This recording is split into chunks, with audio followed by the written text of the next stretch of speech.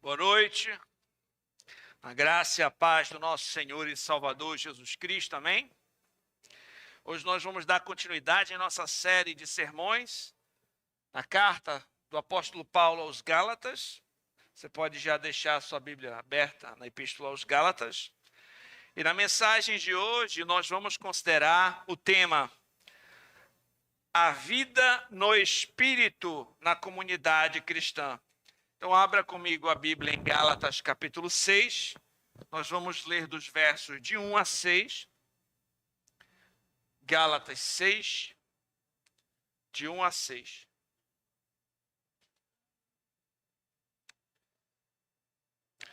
A palavra de Deus diz assim: Irmãos, se alguém for surpreendido em alguma falta, vós que sois espirituais, corrigiu com espírito de brandura, e guarda-te para que não sejas também tentado.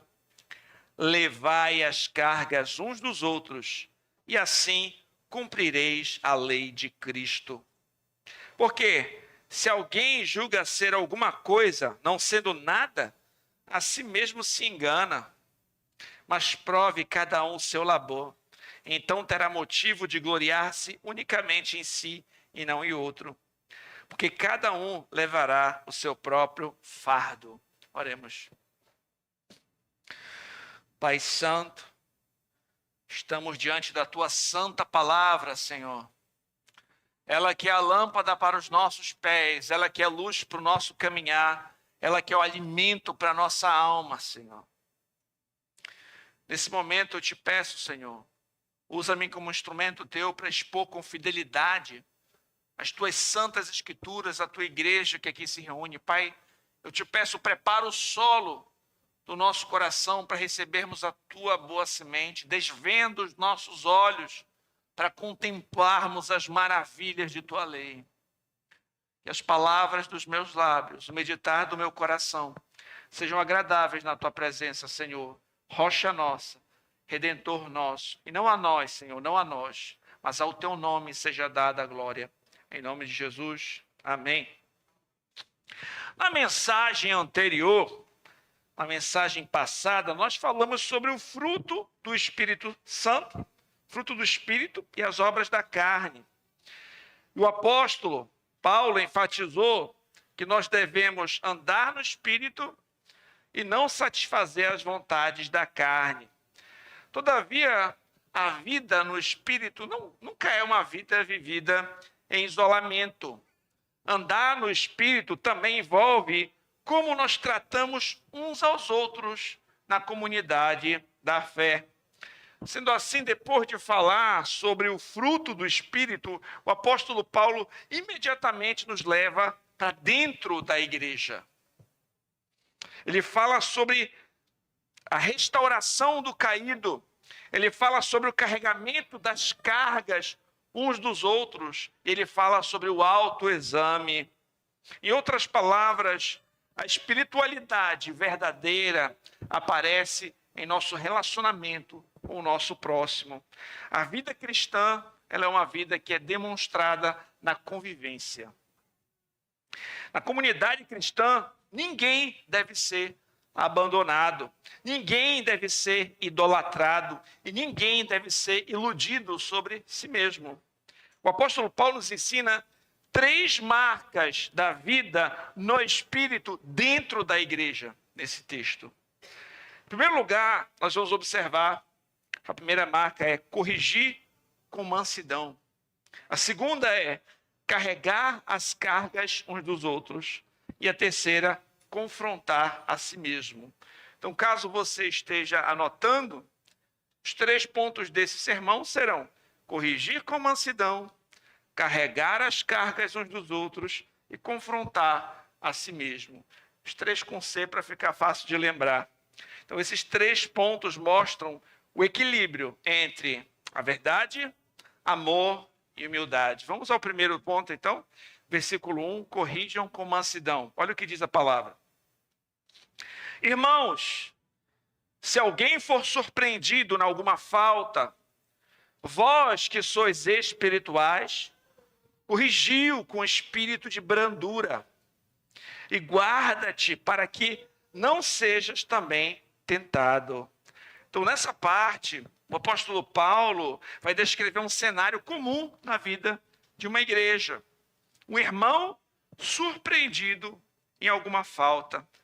O contexto aqui se refere a alguém que caiu, alguém que foi pego de surpresa pela sua própria fraqueza. Um irmão frágil que tropeçou. E a pergunta é: como nós devemos reagir assim? Uma situação dessa, né? Situações assim, o que devemos fazer? Paulo vai dizer: vós que sois espirituais, corrigiu com espírito de brandura. E quando ele fala vós que sois espirituais, aqui não significa crentes perfeitos. Não é isso que ele está dizendo. Mas ele está dizendo aqueles que andam no Espírito, conforme nós falamos na última mensagem, o fruto do Espírito, lembra? Mansidão, domínio próprio, bondade, benignidade. O fruto do Espírito é manifesto por meio dessas virtudes. Alegria, paciência, etc. Vocês que vivem no Espírito, que andam no Espírito, que demonstram o fruto do Espírito por meio das suas vidas, especialmente aqui a mansidão, devem corrigir com espírito de brandura.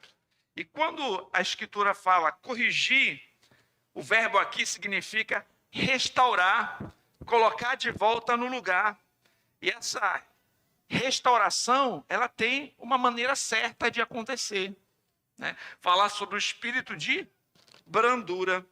Então, em primeiro lugar, nós vamos observar como deve ser feita essa restauração daquele que falhou, daquele que tropeçou, daquele que não está agindo corretamente por algum motivo. Em primeiro lugar, nós observamos que essa restauração, que essa correção, ela deve ser feita com mansidão e não com dureza. Não é na gritaria, não é na ofensa, é mansidão.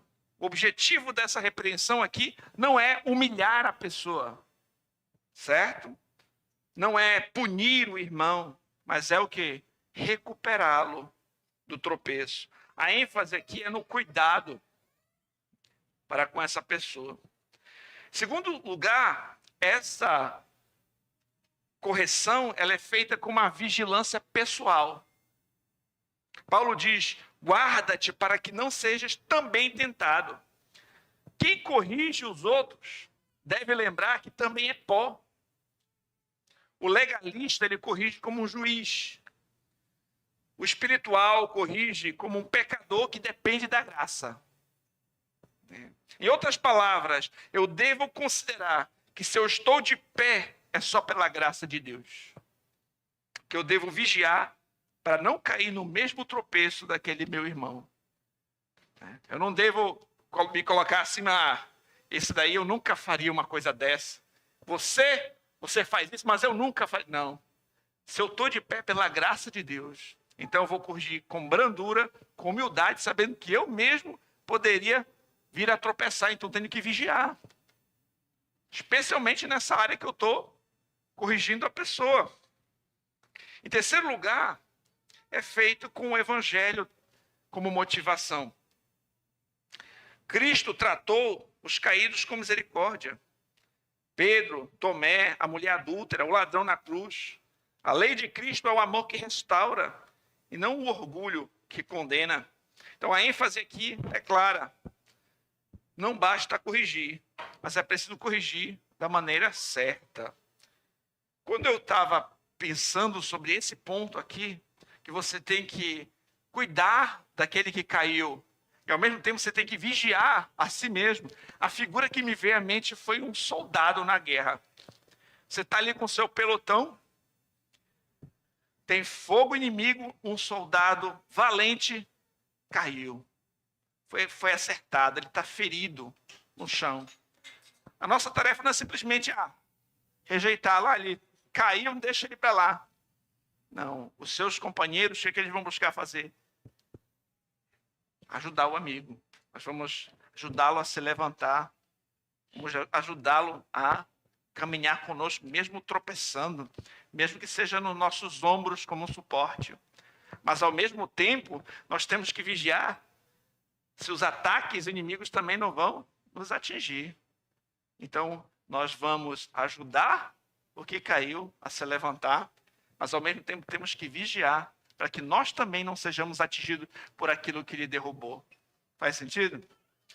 Então, quando o texto fala, guarda-te, para que não sejas também tentado, isso também me lembra de um outro ensino do Senhor Jesus Cristo, que ele disse, antes de tirar o cisco no olho do teu irmão, você deve tirar a trave do seu próprio olho. Jesus não proibiu a correção, mas ele condenou a correção quando ela é feita com hipocrisia, com soberba. Em outras palavras, nós só podemos ajudar o nosso irmão a enxergar melhor quando nós reconhecemos as nossas próprias fraquezas. Uma outra ilustração bíblica também seria encontrada no episódio da queda do apóstolo Pedro. Vocês lembram que o apóstolo Pedro chegou a negar o Senhor Jesus por 3 vezes? De forma consciente, de forma repetida. Ele afirmou que não conhecia o Senhor. E as Escrituras mostram depois qual foi a forma que o Senhor Jesus Cristo restaurou Pedro, né? Cristo perguntou por 3 vezes com mansidão, Pedro, tu me amas? Né? E ele restaurou o ministério de Pedro. E ele vai dizer, apacenta as minhas ovelhas. Né? Correção foi feita com mansidão e com objetivo, restaurar Pedro.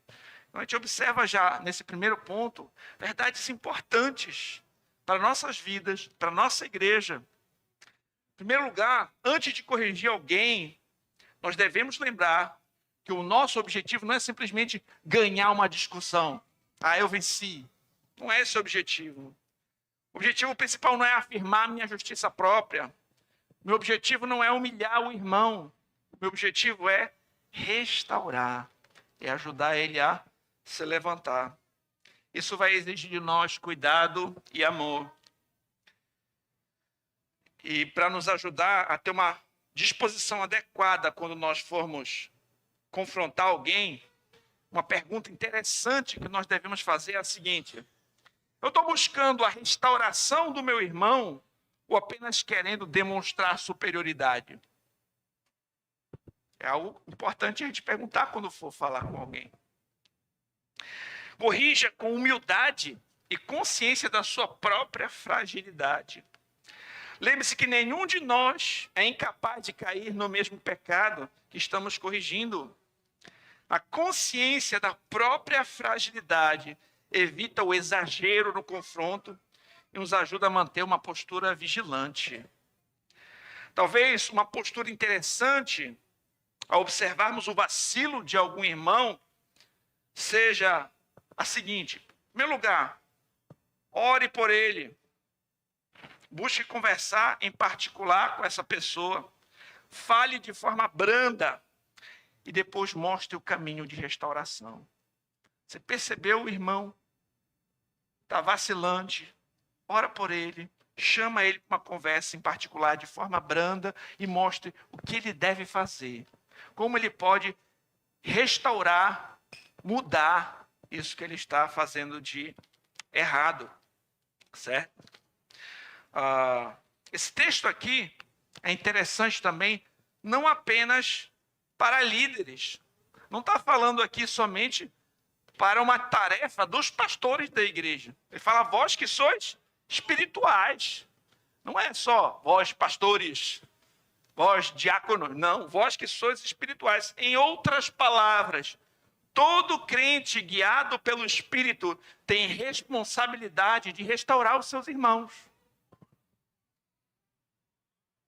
A correção e amor é parte da vida comunitária normal. Essa não é uma tarefa só para pastores, de corrigir, de restaurar o irmão. É uma tarefa dos crentes. Vocês que são espirituais, vocês que estão seguindo, né, uma vida no Espírito. Então essa é a primeira parte. Em segundo lugar, o verso 2, carreguem o peso uns dos outros. Vamos observar o texto. Levai as cargas uns dos outros e assim cumprireis a lei de Cristo. E o termo aqui Paulo utiliza por cargas descreve fardos pesados. E na prática, meus irmãos, essas cargas podem envolver fraquezas espirituais, sofrimentos, tentações persistentes, crises, necessidades de nossos irmãos. São as cargas que eles carregam. E a ideia aqui, quando algumas versões, né, fala de nós suportarmos, né? Alguns pensam que isso é tolerar, né? Então, quando fala carregar as cargas uns dos outros, ou suportar uns aos outros, não é só tolerar o outro, mas é literalmente se colocar ao lado, colocar o ombro debaixo do peso alheio. É você dar o suporte, não tolerar somente. Não é aguentar o outro, mas ser um suporte para o outro. O contexto imediato mostra que a primeira carga a ser carregada é desse irmão surpreendido em queda espiritual. Ou seja, carregar o fardo aqui inclui ajudar o fraco a se reerguer, não abandoná-lo. A restauração deve ser prática e deve ser ativa. Nós notamos aqui, como eu falei mais uma vez, um chamado comunitário. Olha o que Paulo diz aqui, no plural. Levai as cargas uns dos outros. Como eu falei, não é o pastor leve a carga de todos os irmãos. Não. Irmãos, nós devemos levar as cargas uns dos outros. É no plural.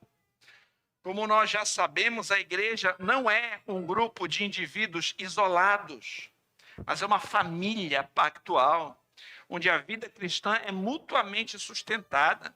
E vários textos bíblicos falam sobre essas mutualidades. Amem uns aos outros, orem uns pelos outros, confessem pecados uns aos outros, aconselhem mutuamente uns aos outros, levem as cargas uns dos outros, chorem com aqueles que choram, alegrem-se com aqueles que se alegram. Isso é mutualidade, uns aos outros, plural. Isso é parte da vida da igreja. Isso é algo que cada um de nós tem que pensar. Como eu posso participar disso? Como eu tenho vivido à luz dessas responsabilidades para com os meus irmãos, à luz da palavra do meu Deus? O texto prossegue dizendo: e assim cumprireis a lei de Cristo.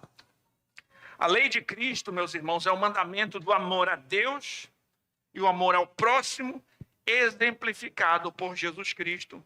É a lei moral cumprida na vida de Cristo. Não é a lei cerimonial, nem o sistema mosaico como pacto, mas o cumprimento perfeito da lei moral na vida e no ensino de Cristo, agora que deve ser aplicado aos crentes pela obra do Espírito. E como nós temos aprendido, essa é exatamente a forma como a lei moral continua na nova aliança. Não como um caminho de justificação, mas como regra de vida para os crentes.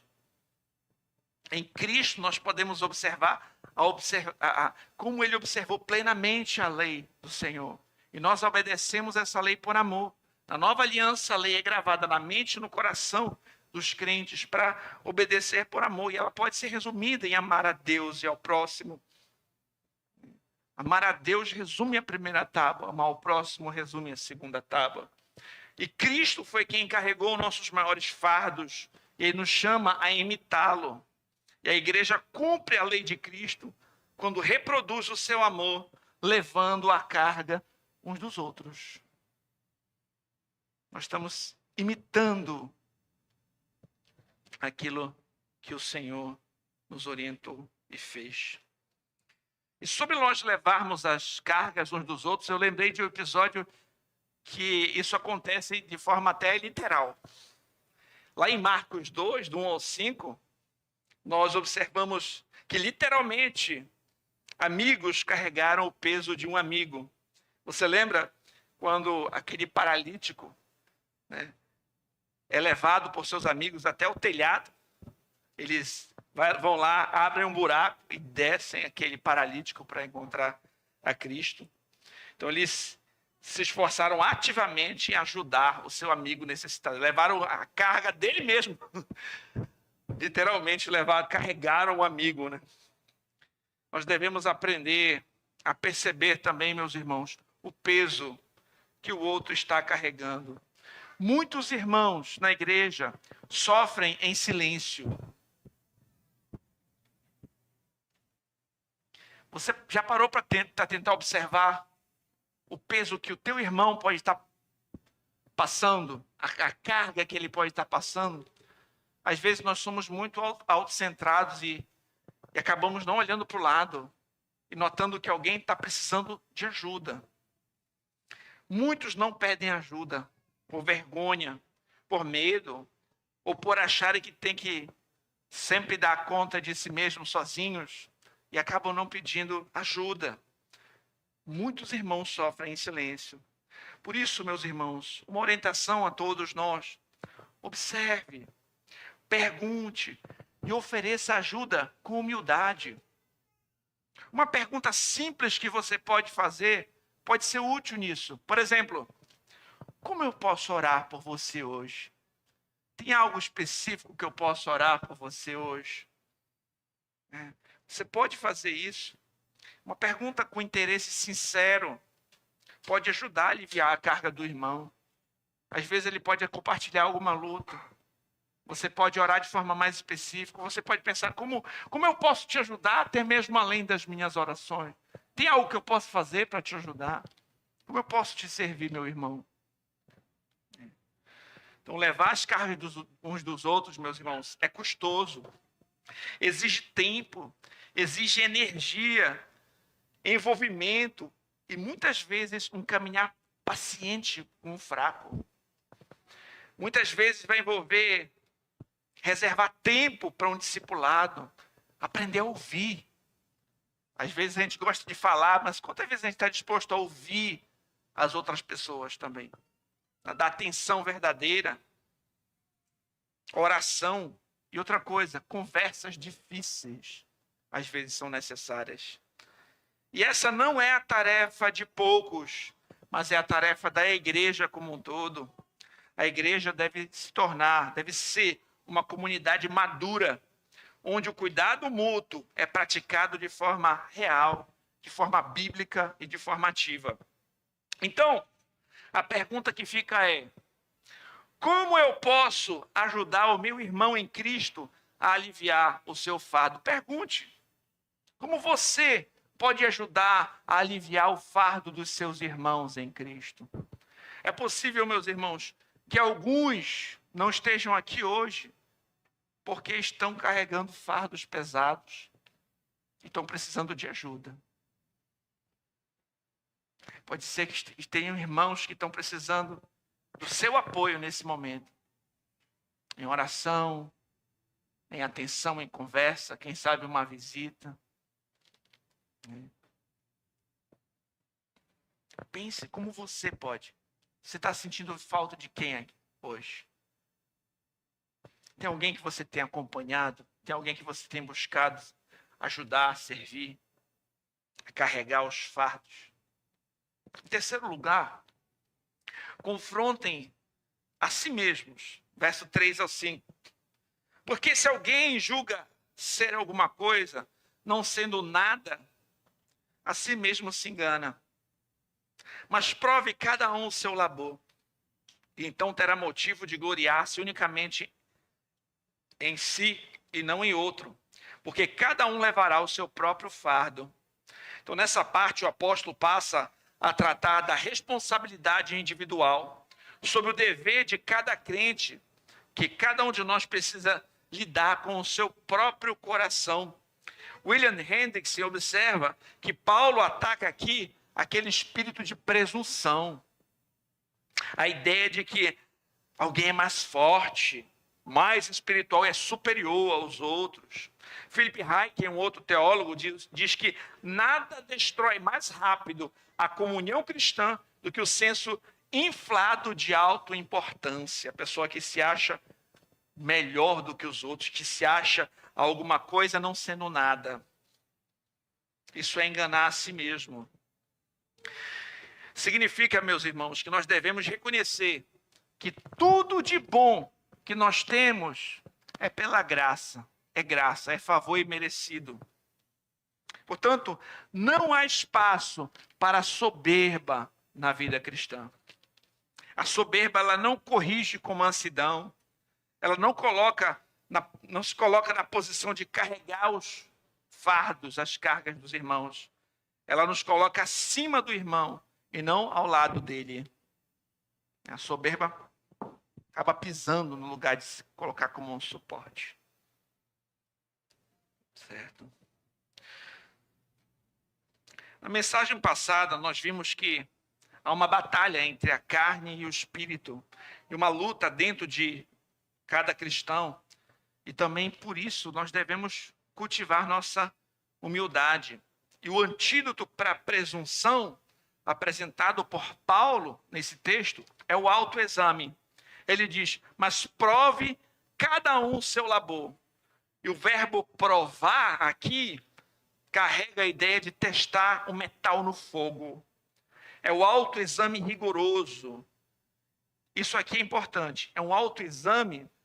Ele não é uma comparação superficial com os outros. Não é isso que ele está falando. Não é se comparar com as outras pessoas. Em outras palavras, olhe para as suas obras e não para o desempenho alheio. A sua alegria não deve vir de você ser melhor do que alguém, mas de saber que Deus está operando em você. As boas obras devem ser examinadas à luz da vontade de Deus, não da comparação humana. A questão não é olhar assim, poxa, eu estou melhor do que o fulano ali. Poderia ser pior, não sou tão ruim quanto aquele. Poxa, eu estou ruim, mas tem gente pior do que eu. Não é assim. Isso não é o autoexame. Você tem que observar a sua vida à luz da palavra de Deus. À luz da vontade de Deus. Quando nós nos comparamos com os outros, isso pode levar ao perigo de nós sermos severos demais com os outros e brandos conosco. Por isso nós devemos nos examinar à luz da palavra de Deus. Nós devemos viver com integridade e não em competição com os outros. Por quê, meus irmãos? Porque a nossa responsabilidade final vai ser com Deus. E o texto conclui, por cada um de vós, cada um levará o seu próprio fardo.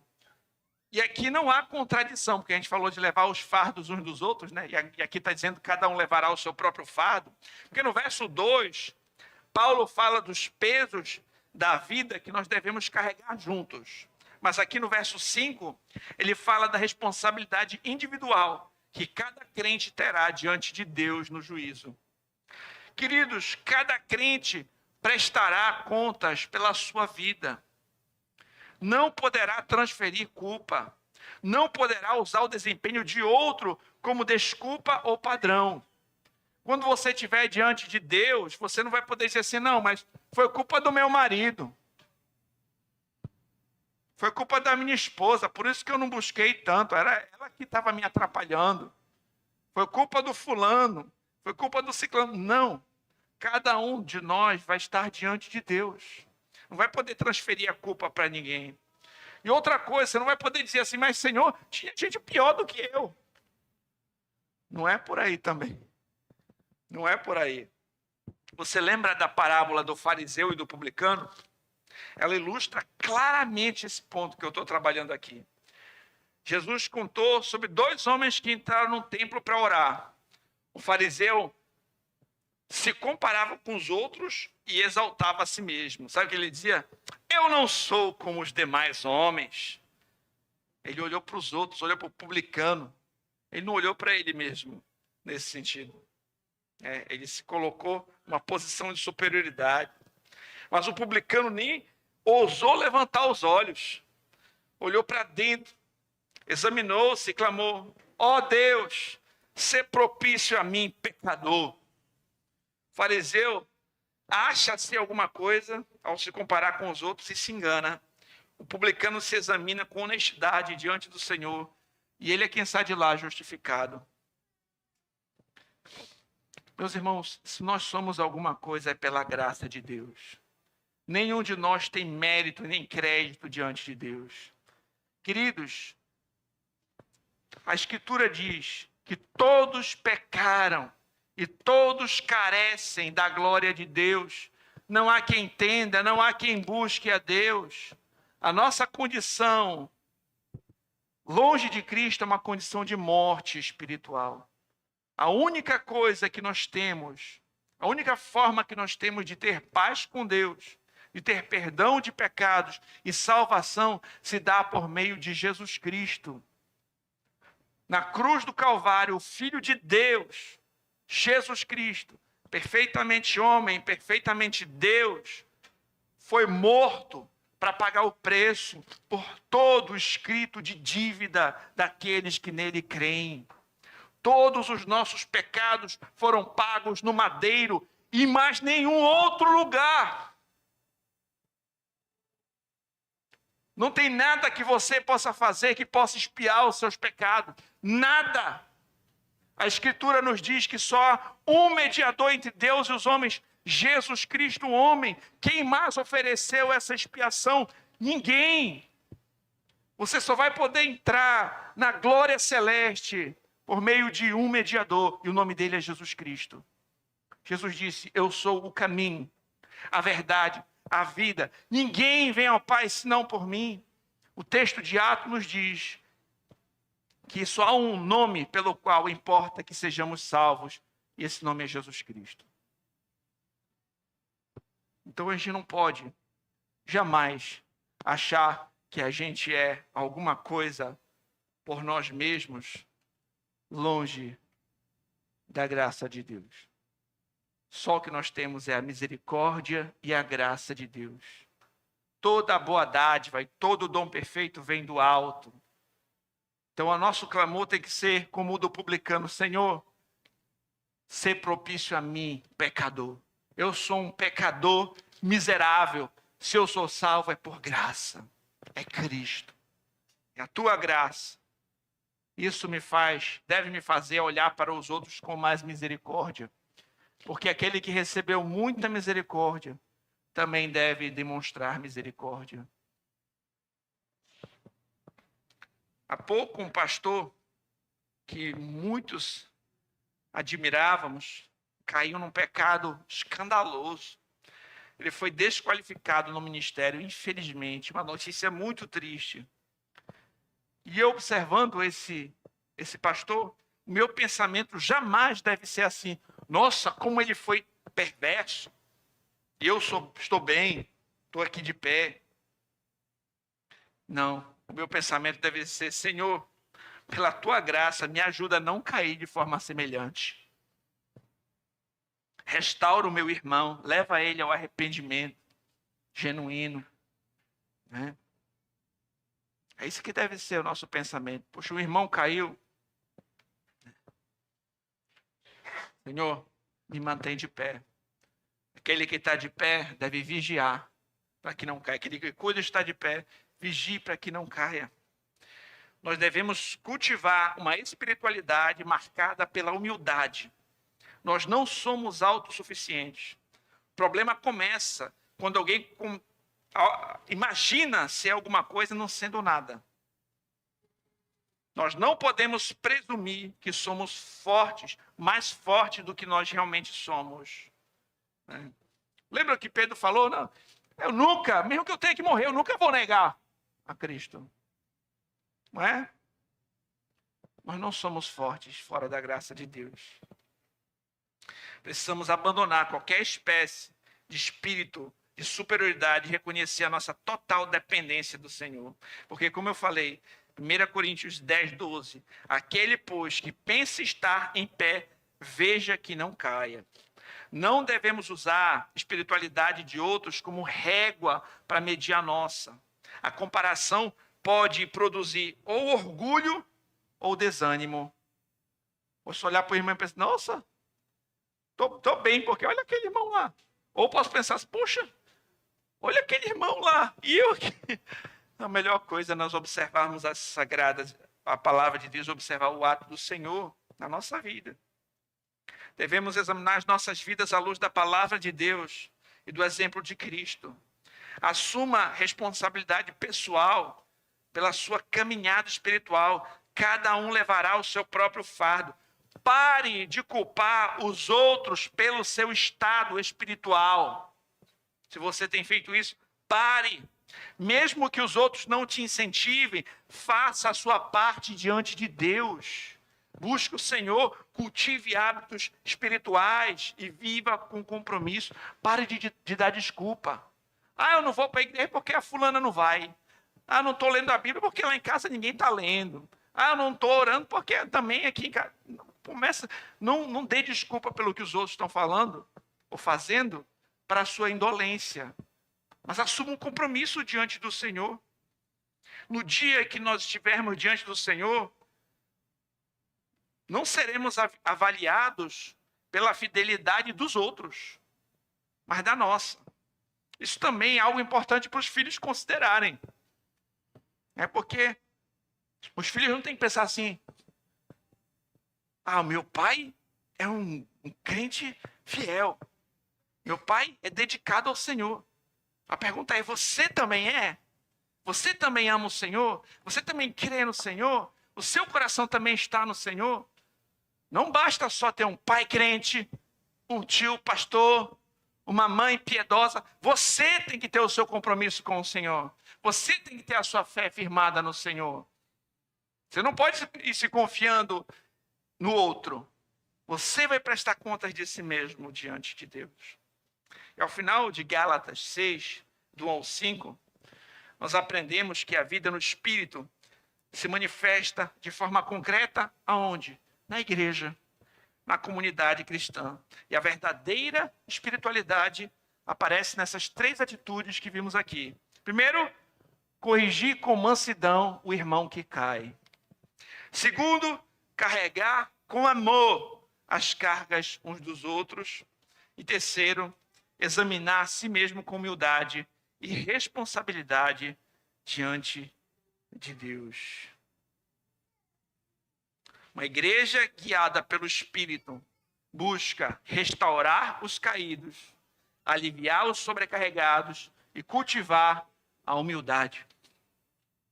Eu sempre lembro que o Senhor Jesus Cristo ensinou que quando você vai numa festa de casamento, você não vai lá e senta na primeira cadeira.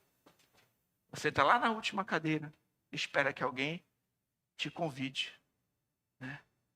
Cultivar a humildade, não chegar querendo botar a banca, buscando coisas grandiosas para exaltar o seu próprio nome, mas humildade. E deixa que o Senhor te conduza para onde Ele quer te conduzir.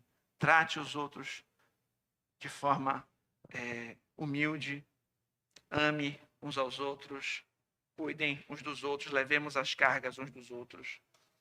Tudo isso reflete o caráter de Cristo, que carregou nossa maior carga, nos resgatou da condenação do pecado, nos restaurou pela graça e nos conduz pelo Espírito. Que o Senhor nos ajude a essa igreja, Igreja Batista Reformada de Belém, a ser uma igreja madura, uma igreja misericordiosa e uma igreja responsável. Oremos.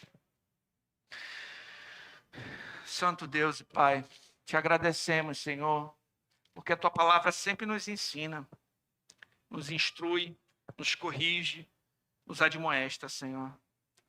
Pai, nos ajuda, Senhor, a caminharmos no espírito, no contexto de nossa comunidade. Nos ajuda, Senhor, a restaurarmos aquele que foi surpreendido em alguma falta, com um espírito de brandura, vigiando para que nós também não venhamos, Senhor, a cair nessas mesmas falhas e pecados. Pai, nos ajuda a, como igreja, suportarmos uns aos outros, a levarmos as cargas uns dos outros, a ativamente nos importarmos, Senhor, com os sofrimentos dos nossos irmãos. Porque muitos sofrem em silêncio, Senhor. Possamos, Senhor, nos importar e cuidar uns dos outros. E também, Senhor, que façamos isso com um espírito de humildade, não como alguém que quer pisar, humilhar as pessoas ou se sente superior, mas sabendo que cada um de nós prestará contas de si mesmo diante de Deus, e fora de Cristo todos estávamos perdidos. Se estamos de pé, é tua graça. Se fomos salvos, foi tua misericórdia que nos alcançou, e foi teu Filho que nos redimiu. Então, que possamos viver à luz desse precioso evangelho, amando ao Senhor e amando uns aos outros, e assim cumprindo a lei de Cristo. Oramos em nome de Jesus. Amém. Queridos, eu convido vocês a ficarem de pé para juntos nós entoarmos um cântico ao Senhor.